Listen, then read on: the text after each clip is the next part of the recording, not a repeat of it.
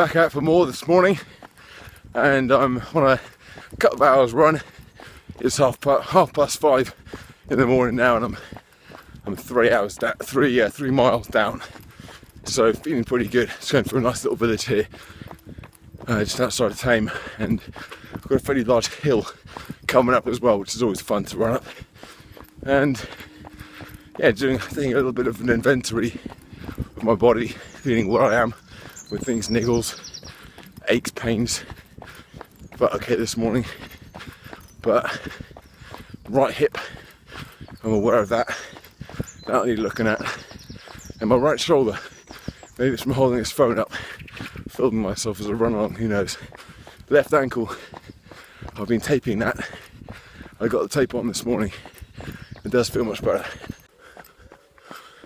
I was given some really good advice by a guy, an ultra running coach called Neil Scholes from Kinetic Revolution the other day, and what he said was a real simple thing that made a lot of sense, was to run in different trainers, not every single day necessarily, but to have 2 or 3 different pairs of trainers on the go, and in particular want to do the runs, the 10 back-to-back runs, because I've got several pairs of trainers, they all fit me nicely, and I've got my favourites obviously, I'm sure we all do, but what he said was that the trainers will make your feet land slightly different positions, slightly different angles, and make them react with the ground slightly different ways, which if you're just running every now and then is really not much of a problem, but when or a factor rather, but when you're running quite a lot, then you want to vary those forces and stop too much overuse. And also reminded me of a conversation I had with my new friend Alex Bellini, who lives in Thame as well, Italian guy.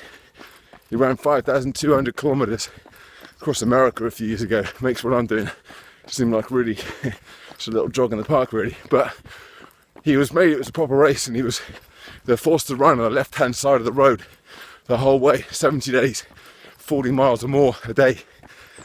And they showed me a picture of his back at the end, and a really big curve in the upper spine where he'd been on the camber of the road for such a long time, and it took 8 months of osteopathy to get over that. Now, that's not going to be a huge issue for me, I hope, but the fact is, small imbalances multiplied over thousands, tens of thousands and hundreds of thousands, possibly millions of steps, is all going to add up.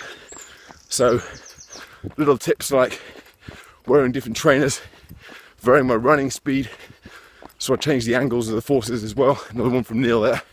That's all going to help me hopefully keep injury free. I'm 7.5 miles in now, and one of the things I love about this route, it's got a massive hill right in the middle, which is about now what I'm coming up to. It's about a mile long, and it's pretty steep. When I did this the other week, I think I went from averaging 9s to about 12s, 11s and 12s. So part of the reason I want to get it in again today is because I know that it helps give my legs a little bit of fatigue, which again stimulates the effects of having run for a lot longer, even though I'm actually out on the roads for a lot less. So today's run's about 15 miles, but it'll feel like about 20. So onwards for the hill, starting to get a bit more tired now. Well, what goes up must come down, and the uphill wasn't too bad in the end. I kept it around 9 to 10 minutes a mile, and hang on, cars coming. Quite love these main roads when it gets a bit later on in the morning. It's 6:30 now.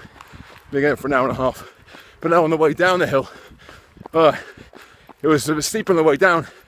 I've never done this before, but I really just opened it up. Let gravity help me out, and I looked down at my watch at one point. I was doing about 4:30 per mile. I can't remember last time I ran that fast, but all good so far. About 4 or 5 miles to go. Just taking it easy now. Enjoy the rest of the run.